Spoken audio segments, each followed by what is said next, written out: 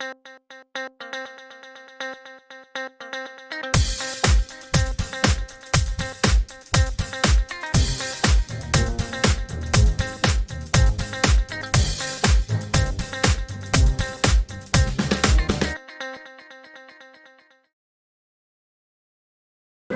State High School Rules and the coordinator of men's basketball officiating in the Rocky Mountain Athletic Conference.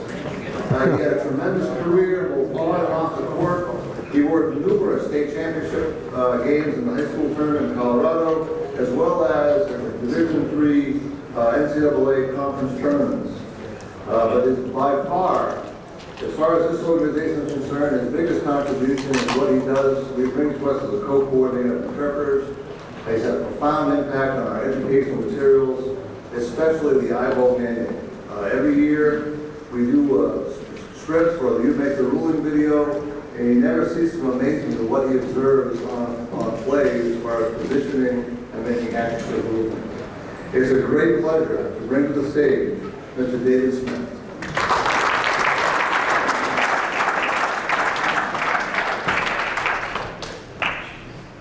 Thanks for the kind words, TJ. I don't know if they're that well deserved. Just a couple of things. Sorry about the delay. We had a little bit of technical issue with the monitor. The other thing, remember, please silence your cell phones out of respect for everybody that's in the room. I have 2 rules whenever I speak. If a cell phone goes off, you owe $10 to Officials vs. Cancer. If you answer it, it's $20 to Officials vs. Cancer.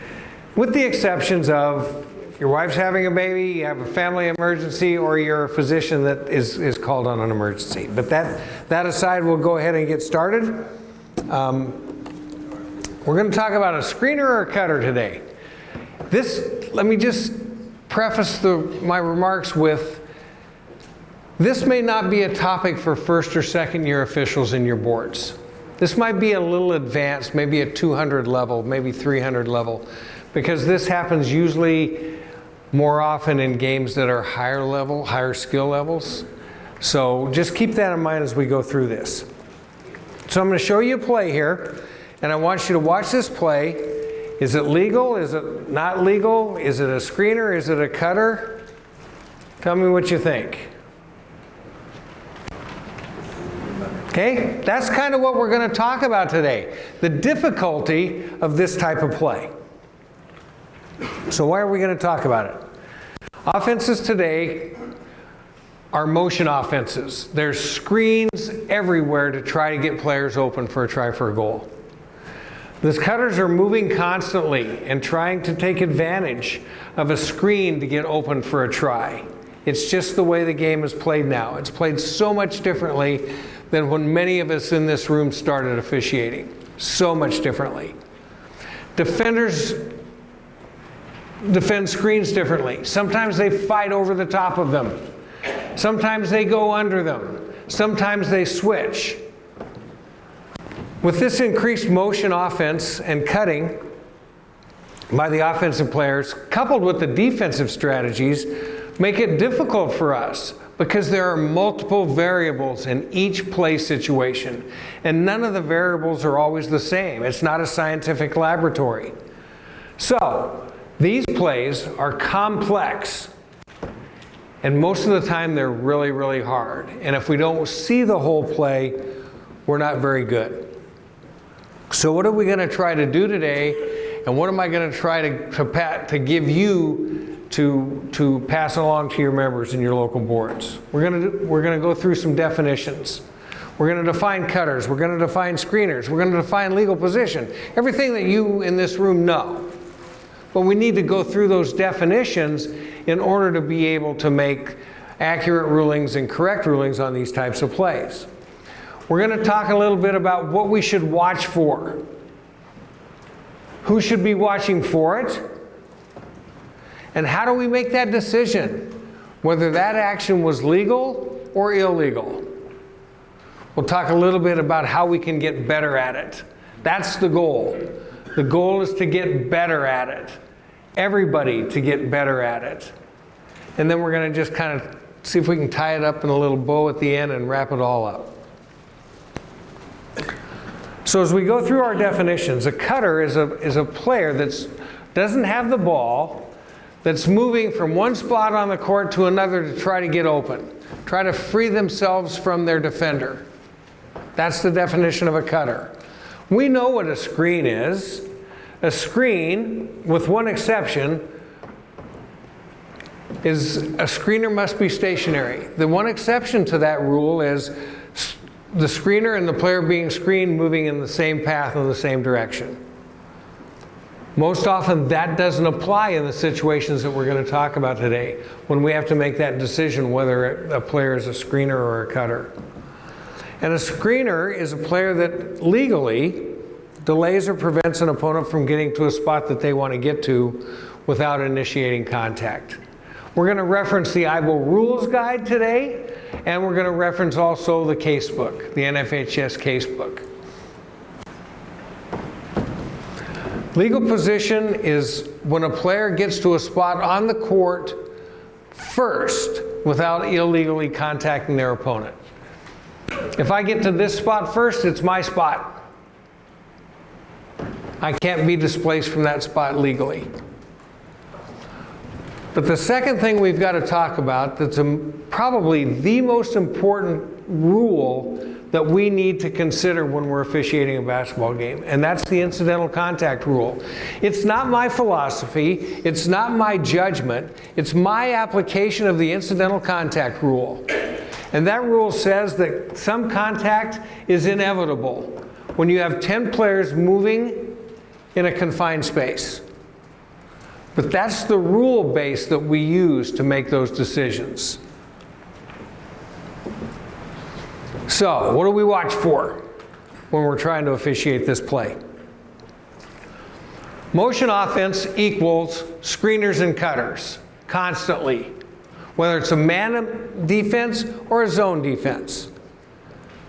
Motion offense equals screens and equals cutters. We have an initial screen, what happens next? What happens after that initial screen? That's what we have to be aware of. Are the defenders going over the top? Are they fighting over the top of the screen to stay with the player that they're guarding? Are they going underneath the screen? Are they switching? It's critical that we understand what all of those things are. We need to understand the game to be able to officiate the game at that same level. If there's any contact, does the offensive player gain an advantage or take advantage from it? That's the incidental contact rule that we have to apply.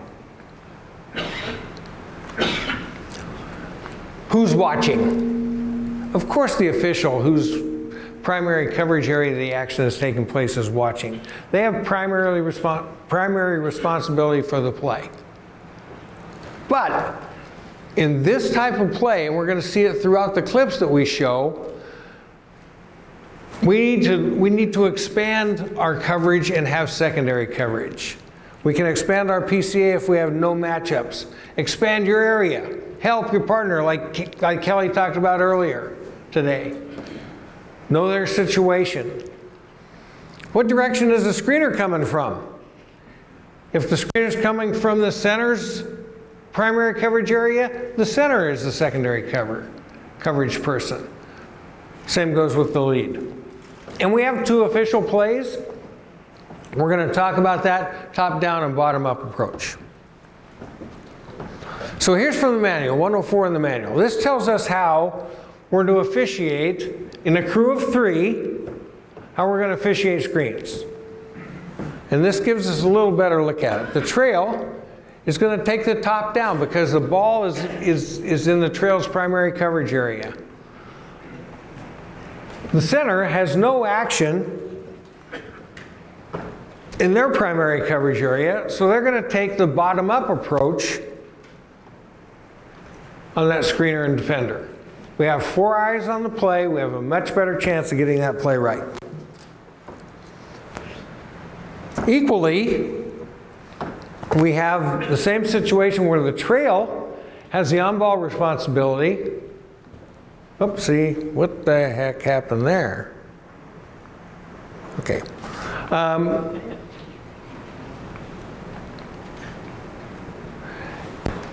And the lead's going to take the bottom-up approach because the center has action in their primary coverage area. So that's how we're going to cover it with crew of 3. So we can get 4 eyes on that play to be able to better cover it. We need to apply screening rules. Stationary versus moving. What happens after the initial screen? Apply the incidental contact rule. Remember, all contact except 10.7.12, we officiate result of contact, not just the contact.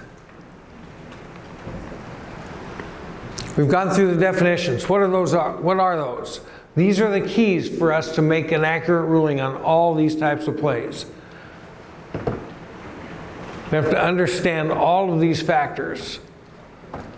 Compliance with the rules, legal position, incidental contact, time and distance on screens, who's watching from our coverage perspective. So let's look at some plays. On this particular play, we're going to have a handoff in the corner over here, right in this area. Well, we missed that play.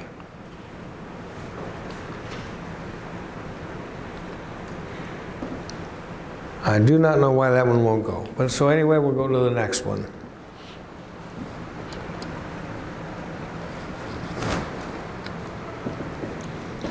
Watch the screener, how this cutter seeks out the defender, contacts him, and frees up the shooter. This is illegal. As he moves towards the player on the elbow, notice how he's a cutter, he's just portraying himself as a cutter, but is illegal screening that opponent that frees his teammate up for a try. Illegal? Everybody agree? Illegal. He starts out as a cutter, but what is he after he's a cutter? He's a screener that's illegal. Watch the center on this play. The center, as we have a rotation by the lead, gets into a perfect spot, free throw line extended, and there's his look. That's the only look he has in his PCA. He's able to see it clearly and make the proper call.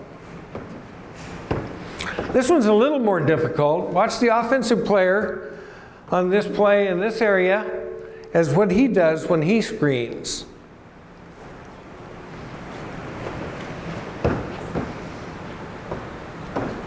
He'll set a screen on the defender.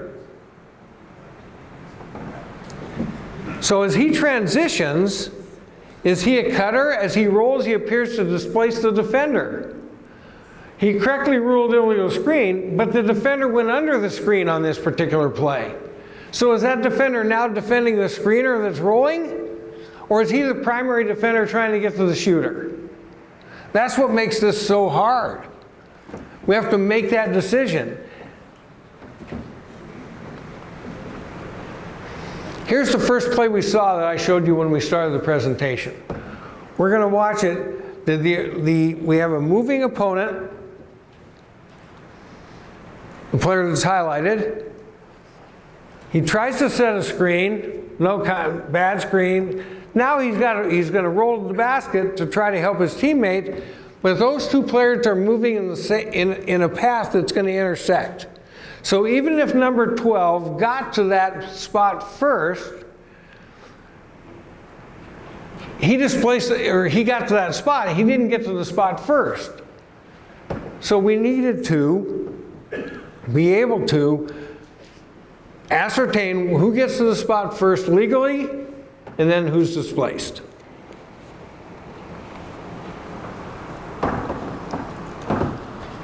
This play will happen right in this area. Was there contact? Did the right official blow the whistle? Did we see the whole play, or maybe we got fooled? Watch this and tell me what you think. The screen's legal. That's a legal screen. But watch what happens after the screen. Defender goes down. The center official blows the whistle. Did he have the best look? Was there contact that was created by the offensive player or the defensive player?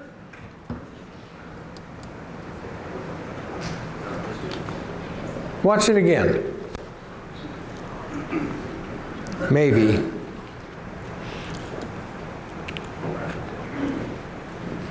So we can't watch that one again. We'll watch this one.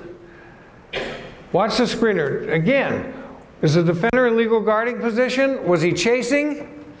Is the screener legally rolling to the basket? Does he set an illegal screen? And or did we see the whole play? Did we see the whole play on that? Or did we just, because there's been so much emphasis on illegal screens, when we see that screener make minimal contact with an opponent, are we blowing our whistle too early? Are we seeing the result of the contact? On that particular play, maybe, just maybe, we didn't see the whole play. And we blew our whistle a little too early. Here's an example of a screener becoming a cutter that is perfectly legal. Just the opposite of some of the others we've just watched. Legal screen. No question, that's legal. Now he goes to try to set another screen. Maybe a little wide, right? Maybe? Too wide? But let's see if there's any contact. Just because he's wide doesn't make it illegal. There's got to be illegal contact for it to be illegal. And then watch how he just rolls the basket. Perfectly executed by the screener. Set the screen, roll to the basket legally. On this one, we're going to watch, this doesn't work. Julie, it doesn't work to try to pause it. Just for future reference. All right, so let's watch.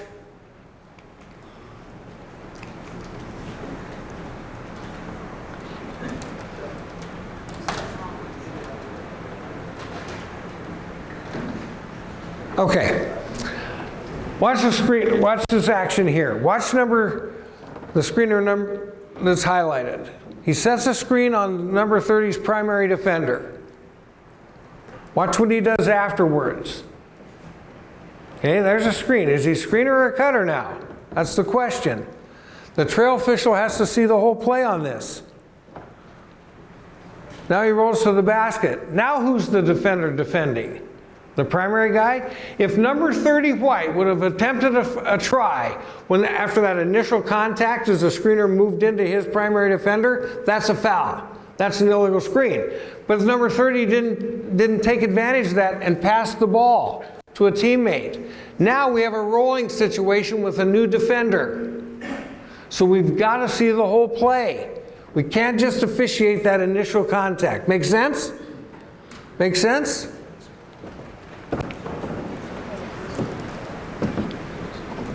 Watch the excellent coverage by this crew. Of switching defenders, we may have a little bit of contact that's incidental. By number 4, attempting to screen, but they switch. See, as he moves and rolls,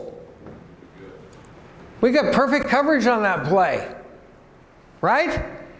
Was he a cutter or a screener? Well, if we only see part of the play, we think he's a screener and is illegally screening that opponent, right?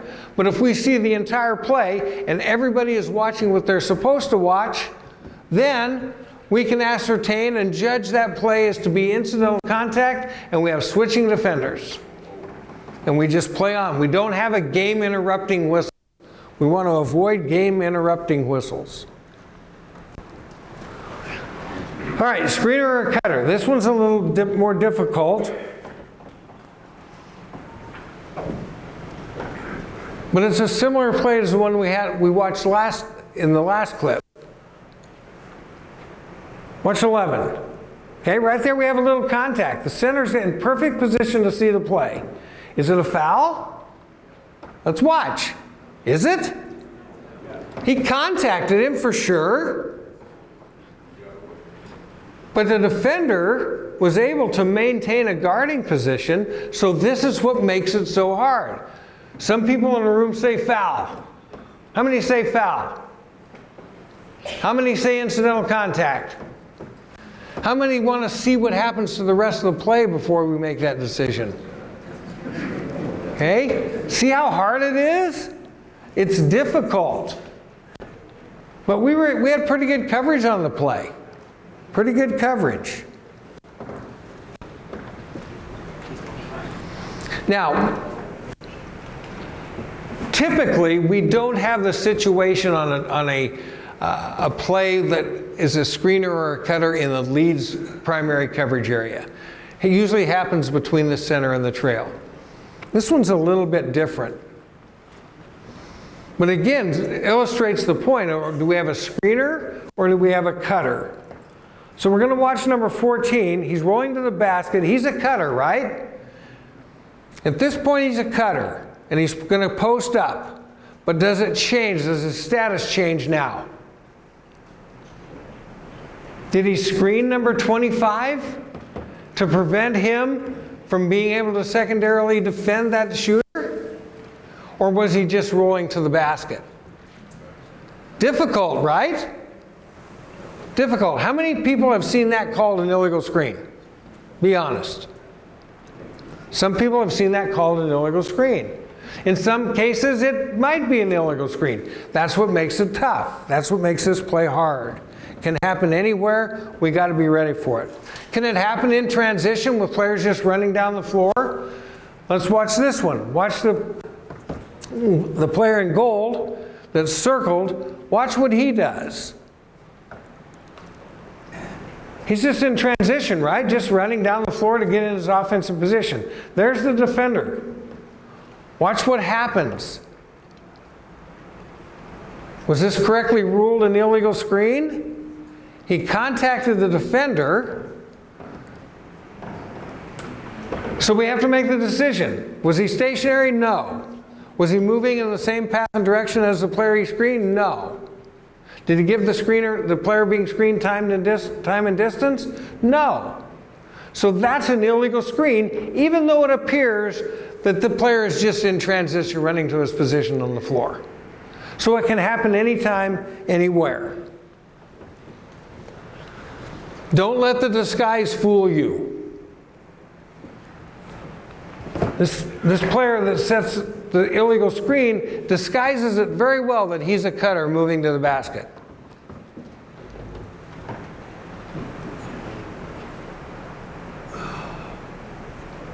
Watch the result of the play. He didn't set a screen. He was like he was moving to the basket, right? But he sets an illegal screen, frees the player up for a successful three-pointer. Illegal. The official was right on the play. So, how do we get better? We understand screening and incidental contact rules. We have to know what to watch for. Often there's secondary contact after that initial screen. We saw that a lot, right? Saw that a lot in the clips that we just watched. We need to expand our PCA if we can, and if it's possible. And see the entire play, like every play in every game that we officiate. Don't anticipate the play, don't react to the play, don't get fooled by the play. Be ready for it. So, in wrapping this up, motion is a part of our game and it's going to stay a part of our game. So we've got to understand motion offense, we've got to understand how defenses are playing them. It happens a lot. The play happens a lot. They're complex. We saw some fairly complex plays in those clips, right? They weren't cut and dry, black and white, easy ones. That type of play is complex. We have to see the whole thing. Again, understanding the game that we're officiating. Are we officiating a game with understanding of it? Go to a coach's clinic. Study the game. Not all contact is a foul. It's the result of the contact that's the foul, unless we're talking 10, 7, 12. And these plays can be really difficult. Everybody agree that they're difficult plays? If you don't think they're difficult plays, you're watching something different than I'm watching. Okay? They're hard plays to identify whether a player is a cutter or a screener. So we're just going to kind of see how difficult these plays can be. Here's the last play. This is a you make the call play. You all get to decide. It's going to happen right in that area.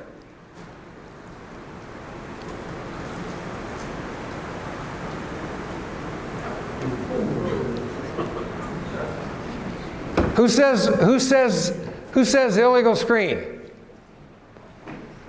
Who says a defender run over? Who says maybe incidental contact, two players in equally favorable positions? Okay? Who says that happened really fast right on top of that official?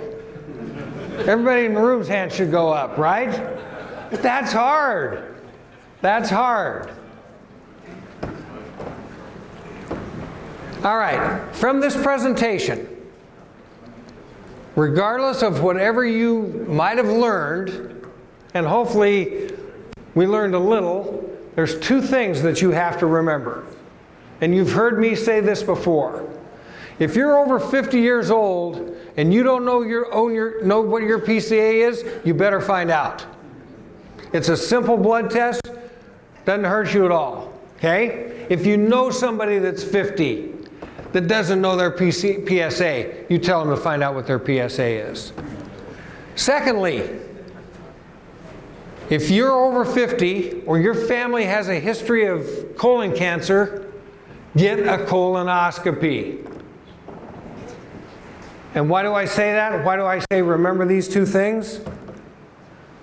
It'll save your life. Thanks for your time. Have a great season.